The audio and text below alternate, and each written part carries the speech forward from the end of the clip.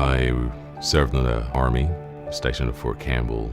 I was there for 17 years, and I served in Iraq and Afghanistan. Returning to civilian life was traumatic.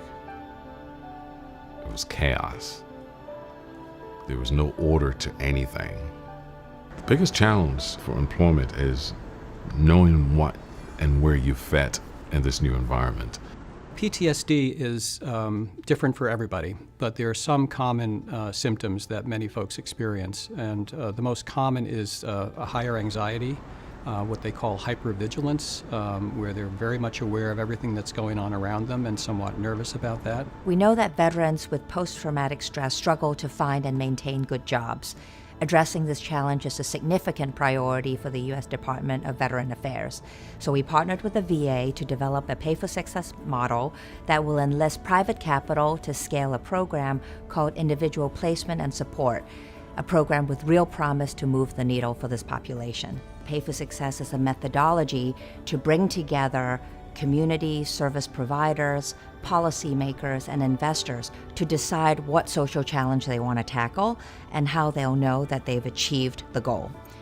It's a public-private partnership, which is in some respects easy to say and hard to do. And in this particular case, you have folks on all three sides of the equation, the folks who are doing the financing, the folks who are providing the programming, and the Commonwealth representing the interests of those vets who are participating in the Veterans Care Program with one common objective, which is to come up with some new and innovative ways to help veterans, and especially those dealing with PTSD and TBI, find their way back into productive participation in society. So with $5 million from impact investors like BNP Paribas, the Northern Trust, Deutsche Bank, the Dakota Foundation, and the Robin Hood Foundation, as well as community partners like the Boston Foundation, will be serving 500 veterans across New York and Massachusetts. In philanthropy, we often are trying to find additional resources to have deeper impact in the communities that we care about. But philanthropy is really limited. I mean, it's not, there are not enough resources to solve these generational issues and problems. We have the ability to use our capital, our services, our expertise to have a positive impact in the communities in which we work and we do business. From the public sector perspective, it de-risks their investment and it results in positive outcomes for a population that's very deserving and has been underserved. We really think it's kind of the way of the future.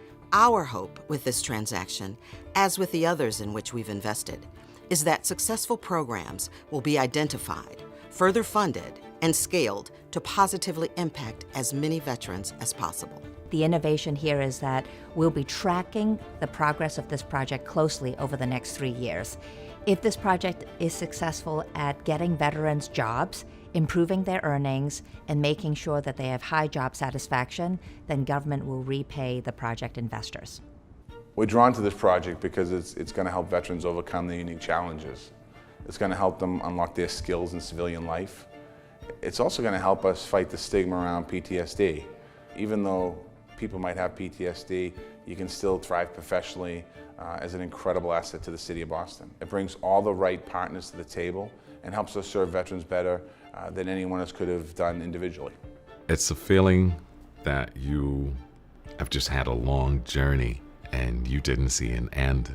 And now here it is, somebody pick you up and tell you, look, I'm gonna see if I can help you get a job. They care about you. They want to see you succeed. They want you to achieve beyond the military. Life doesn't stop after the military. There's a lot more that you have to offer society.